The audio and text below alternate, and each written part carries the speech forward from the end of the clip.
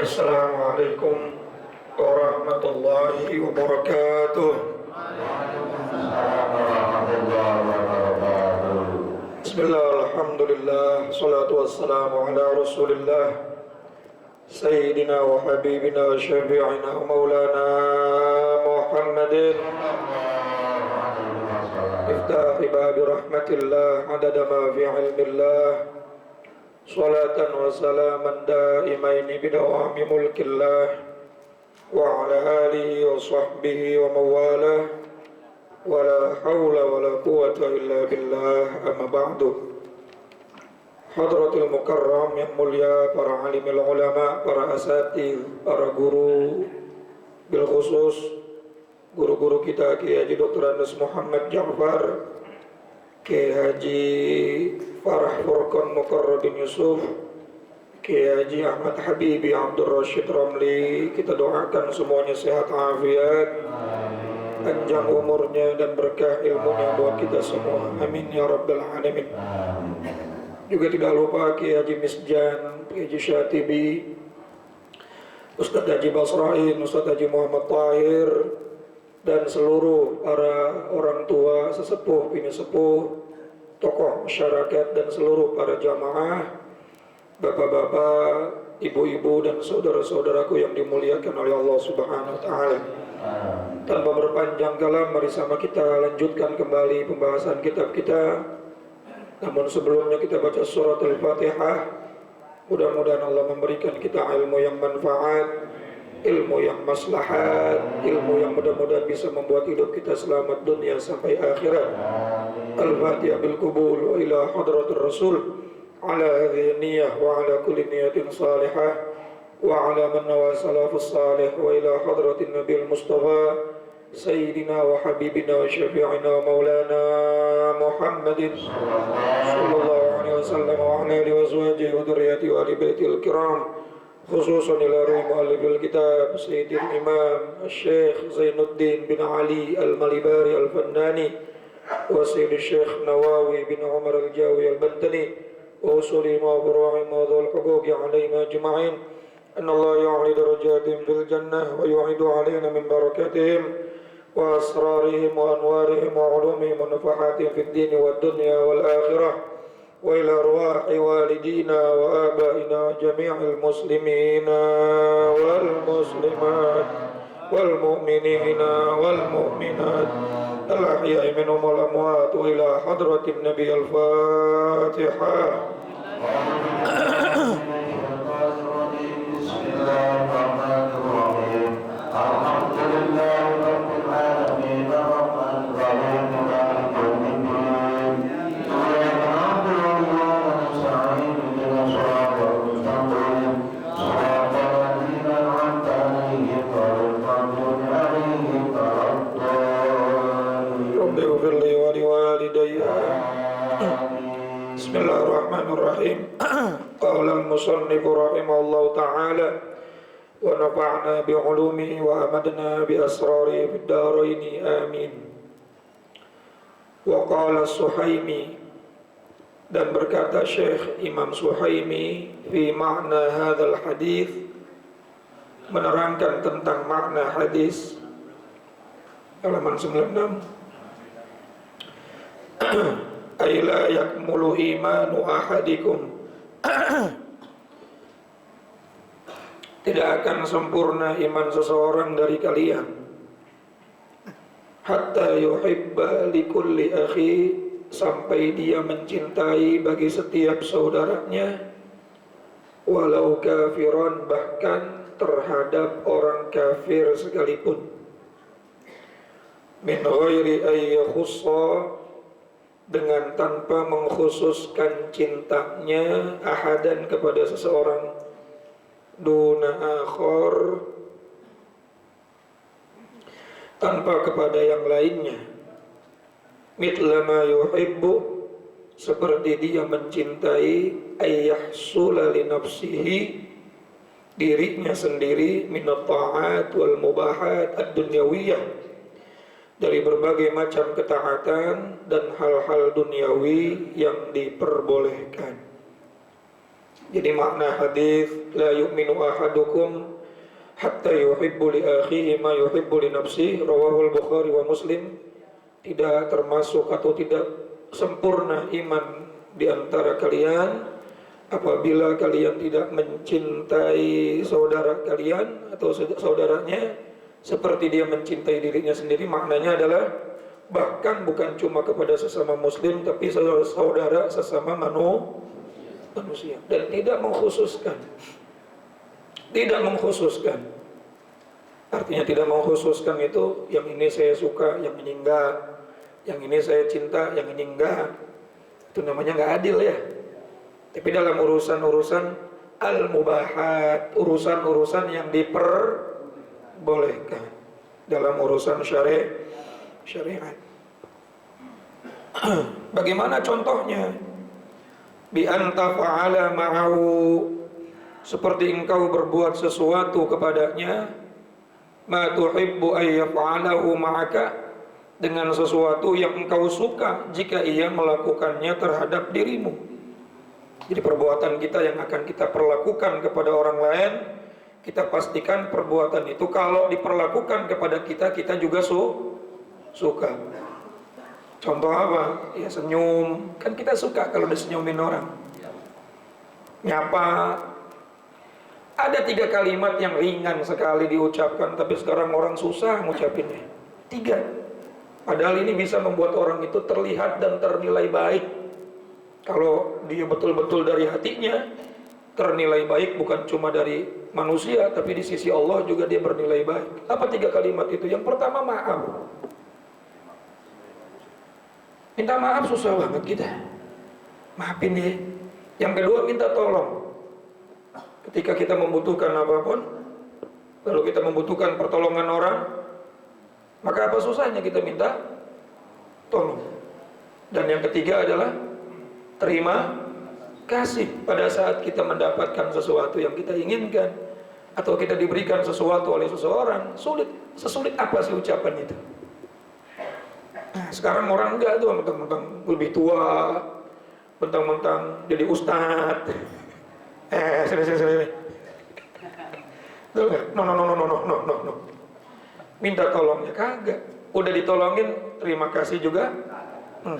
Udah salah, minta maaf aja. Bagaimana kita bisa ngamalin la yu'minu ahadukum hatta yuhibbu li akhihi ma yuhibbu li nafsihi.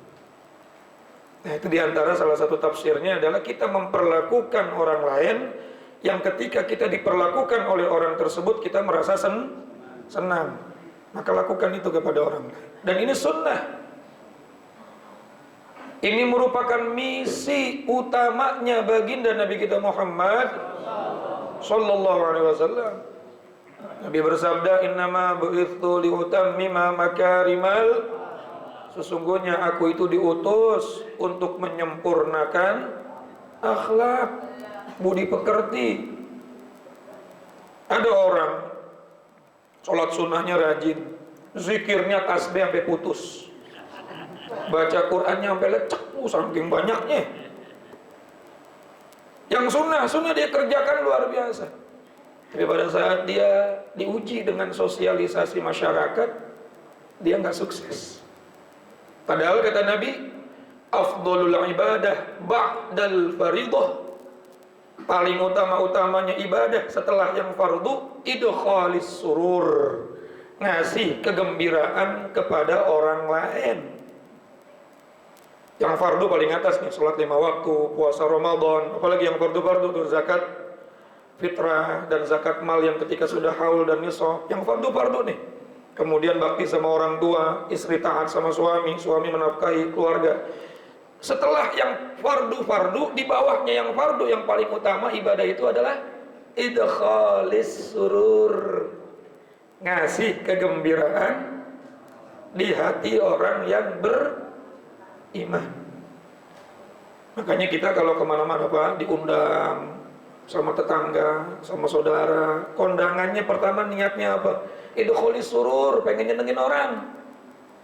Jangan niat, rendangnya gede kali di sana ya, prasmananya banyak kali nih. Jangan, karena semua tergantung niat kita. Kalau niat kita hadirnya karena idkhalis surur, nyenengin orang, apalagi orang itu orang yang beriman, idkhalis surur fi qalbil mu'min afdalu min ibadati sittina sanah. Memberikan kegembiraan, kebahagiaan di hati orang yang beriman, pahalanya lebih utama, lebih baik daripada ibadah sunnah 60 tahun. Saya senyum nih sama Kiai Thohir. Kiai Thohir seneng, saya dapat pahala 60 tahun ibadah sunnah. Apalagi sambil ngasih Cisamsu 3 bungkus. Ada nggak orang 60 tahun ibadah sunnah, Pak? Siang hari puasa sunnah, malam hari qiyamul lail. Ada? Terawih aja nyari yang cepat sekarang. Yang biasa 20, 23 nyari yang 11. Betul nggak? Maulid kalau kelamaan ceramahnya udah kosek. Tahlilan kalau kalimat tahlilnya kepanjangan juga udah bete aja bawaannya. Model kayak kita ibadah sunnah kayaknya nggak kuat lama, Pak. Apalagi akhir zaman sekarang. Cobaannya luar biasa. Ada setan gepeng. Oh, setan gepeng. Pak, ini setan gepeng nih. Ya, pengennya lihat handphone mulu. Lagi ngaji juga HP aja. Betul nggak? Orang dulu pada bawa kitab, pada bawa apa namanya? Buku, bawa pensil, bawa pulpen, nyatet pelajaran. Sekarang yang dilihatin akhir zaman ya begini, itulah cobaannya. Kita nggak mungkin kuat ibadah lama. Tapi Allah kasih alternatif kita. Alhamdulillah umat Nabi Muhammad, Masya Allah tuh. Apa kata Rasulullah? Pada saat kita nyenengin orang lain, apalagi yang disenanginya orang yang maka ketika orang tersebut mendapatkan kebahagiaan karena diri kita dapat pahala ibadah sunnah 60 tahun. Di mana nak nyarinya, Pak? Betul apa enggak? Makanya diundang datang kalau bisa hadir. Niatnya udah, saya pengen nyenengin orang. Ya, alhamdulillah. Ada yang tahlilan, diundang selamatan, tetangga ada yang bikin ini dan itu. Selama bukan perbuatan maksiat, kita hadir, niat kita idkhalis surur. Sudah dapat pahala 60 tahun ibadah sunnah, dapat berkat lagi kan, enak tuh. Betul apa enggak? Yang pelupin. Makanya saya kalau ngaji kemana-mana nggak niat ngajar, Pak. Ngajar, saya bukan ustadz. Saya niatnya nyenengin orang aja. Niatnya nyenengin orang. Makanya kemana-mana saya bawa sound sendiri. Ya biar nyenengin orang, biar ya Allah. Karena kita kalau pengen ibadah yang beneran, duduk, zikir, sholat sunnah, puasa sunnah, sebul gitu Pak. Tapi Allah kasih alternatif dari jalan yang lain. Enaknya jadi umatnya baginda Nabi Muhammad Sallallahu Alaihi Wasallam. Ini biar kita tambah syukur terhadap Rasulullah Sallallahu Alaihi Wasallam. Mumpung bulan Maulid, betul nggak? Nabi Muhammad Sallallahu Alaihi Wasallam yang akhirnya membuat kita sebagai umatnya menjadi umat yang penuh dengan ya. Malaikat Jibril dulu pernah bertanya sama Rasulullah, ajaban kaifal ajab li ummatika ya Ahmad. Saya bingung Muhammad, kalau saya lihat ada umat kamu nanti di akhirat nggak bisa masuk surga. Kata malaikat Jibril bingung kalau ada umat Nabi Muhammad nanti kalau mati nggak bisa masuk surga. Kenapa bisa bingung? Karena umat Nabi Muhammad ini beda dengan umat-umat sebelumnya. Kalau umat sebelumnya dia berbuat satu kebaikan, pahalanya cuma satu. Ketika dia berbuat dosa, langsung diazab. Betul apa enggak kira-kira? Coba umatnya Nabi Musa tuh, nggak boleh nyari ikan di hari Sabtu. Hari besarnya umat Nabi Musa adalah hari Sabtu. Jangan nyari dunia. Udah buat ibadah tuh satu hari. Banyak yang ngeyel sama Nabi Musa. Ada yang ngakal-ngakalin. Dia nggak pergi sih nyari ikan, dia nggak pergi nyari nafkah, tapi dia bikin jaring. Diambilnya hari Minggu, tetap aja dia. Padahal disuruhnya jangan kemana, langsung total kontan Allah kasih apa? Kunu qiradatan khasiin. Jadilah mereka semua monyet-monyet yang jelek, yang tercela. Pak, coba bayangin kalau kita umat Nabi Muhammad. Idza nudiya lis-salati min yaumil jumu'ah fas'au ila dzikrillah wa dzarul baik. Kalau sudah ada panggilan pelaksanaan sholat Jumat, maka segeralah untuk mengingat Allah dan tinggalkanlah jual beli. Kalau masih ada yang transaksi jadi monyet. Kalau zaman Nabi Musa, tapi alhamdulillah ditangguhkan itu siksaannya sampai hari kiamat, khusus untuk umatnya Nabi Muhammad. Itu pun kalau dia nggak taubat. Kalau dia taubat, maka tidak disiksa. Umat Nabi Muhammad, kalau dia berbuat kebaikan, pahalanya tidak dibalas 1, melainkan minimal 10. Dalam ayat yang lain, matalul ladzina yunfikuna amwalahum fi sabilillahi kamathali habbatin ambatat sab'a sanabila fi kulli sumbulatin mi'atu habbah. Perumpamaan kita berbuat kebaikan, mengeluarkan 1 rupiah misalnya, seperti kita menanam 1 benih, yang benih itu menjadi pohon, yang pohon itu berbuah menjadi 7 ranting, tiap rantingnya ada 100 buah. Berarti berapa tuh? 100 kali 7? 700. 1 dibalas 700. Belum lagi nanti kalau malam Lailatul Qadar datang, khairun min alfi syahr. Belum lagi tadi idkhalis surur fi qalbil mu'min afdalu min ibadati sittina sanah, 60 tahun ibadah sunnah. Belum lagi pahala seperti ngaji seperti ini, pahalanya afdalu min alfi raka'atin nafilah. Duduk kita sebentar saja di majelis ilmu, pahalanya lebih besar daripada ibadah sunnah 1000 rakaat. Banyak sekali peluang-peluang pahala yang dilipat gandakan oleh Allah Subhanahu wa ta'ala. Apalagi yang umroh, yang haji di Masjidil Haram, pahalanya 100.000 kali lipat. Di Masjid Nabawi 1000 kali lipat. Coba Pak, begitu banyaknya peluang pahala yang Allah kasih kepada umat Nabi Muhammad. Umat dulu kagak, 1 cuma dapat 1. Tapi Allah adil, umat dulu umurnya panjang. Umat Nabi Muhammad umurnya pendek tapi dilipat gandakan. Makanya walaupun umurnya panjang, beliau-beliau yang umat terdahulu, insya Allah umat Nabi Muhammad lebih unggul nanti kalau memang diterima ibadahnya, karena pahalanya lebih banyak. Tetapi ketika umat Nabi Muhammad berbuat satu keburukan nggak dilipat gandakan, tapi wa man jaa bisayyi'ati fala yujza illa mitlaha. Dan ketika umat Nabi Muhammad melakukan satu keburukan, 1 dosa cuma dibalas 1. Bayangin Pak, pahalanya dibalas ratusan bahkan ribuan, sementara dosa 1 balasannya cuma 1. Ini kalau hitung-hitungan matematika kira-kira udah menang banyak apa belum nih? Udah menang banyak apa belum? Nggak cukup sampai di situ. Dalam kitab Qatrul Ghaith Bisyarah Al-Imam Al-Faqih Abu Lais Syekh Nawawi bin Umar Al-Jawi Al-Bantani, beliau mengutip sebuah hadis dalam mensyarahkan iman kepada para malaikat, jenis-jenisnya malaikat, macam-macamnya malaikat, disyarahkan oleh Syekh Nawawi dalam kitab Qatrul Ghaith. Kata Syekh Nawawi, di antara ada malaikat yang mencatat amal baik dan amal buruk. Siapa itu namanya Pak? Siapa namanya? Munkar Nakir. Dawis. Itu menyatat warga. Raqib Atid pada saat dia akan mencatat seorang hamba Allah, umat Rasulullah yang berbuat satu perbuatan dosa. Itu malaikat Atid pencatat amal buruk ngomong sama malaikat Raqib. Bahasa warakasnya mungkin gini, kip. Ini si Jahid berbuat dosa nih, berbuat maksiat nih, kira-kira saya catat apa kagak?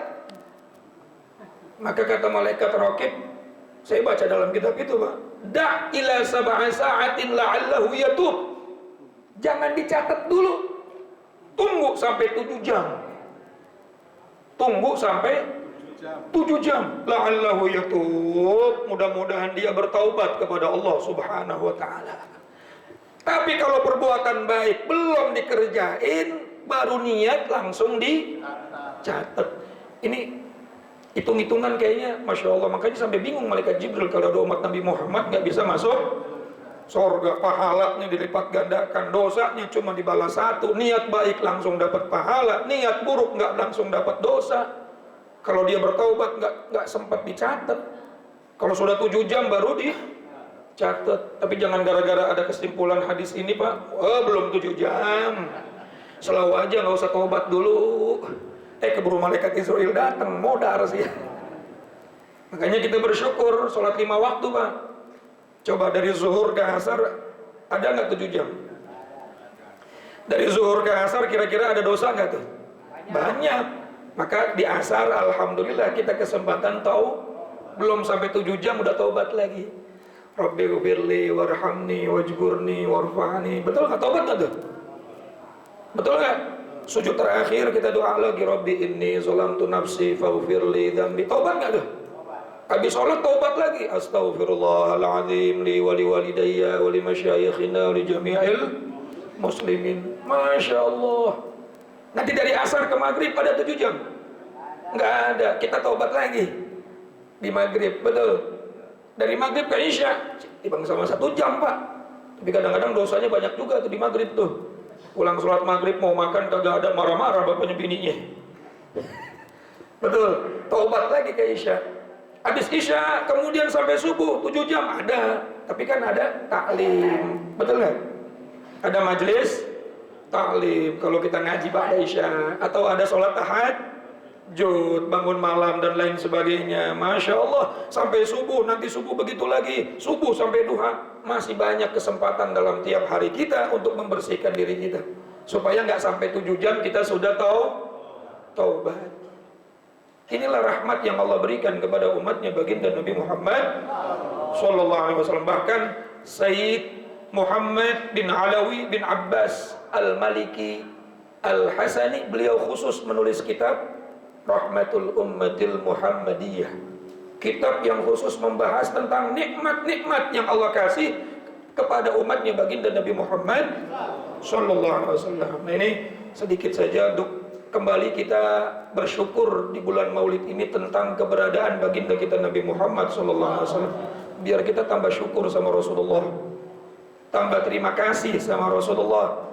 Ya, hakikatnya kita bersyukurnya kepada Allah, tapi Allah melalui lisan baginda Nabi Muhammad pernah bersabda, "Malam yashkurin nas, lam yashkurillah." Siapa orang yang enggak berterima kasih kepada manusia, maka hakikatnya dia tidak bersyukur kepada Allah. Kita nggak terima kasih sama orang tua kita, ya hakikatnya nggak bersyukur kepada Allah.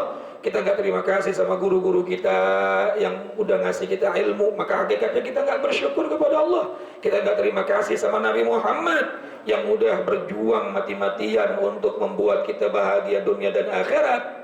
Nggak bersyukur sama Nabi Muhammad, nggak terima kasih sama Nabi Muhammad, maka hakikatnya kita nggak bersyukur kepada Allah Subhanahu wa ta'ala. Maka diantara bersyukur kepada Allah, terima kasih sama Nabi Muhammad, cinta sama Nabi Muhammad, ayo hidupkan sunnah Nabi Muhammad. Diantara yang paling tinggi dari sunnah Nabi Muhammad adalah memperlakukan manusia dengan perlakuan yang kita suka apabila kita diperlakukan seperti itu, insya Allah. Wallahu a'lamu bishawab. Sampai sini dah ya. Baik, terima kasih pada guru kita, dan kita komitmen ya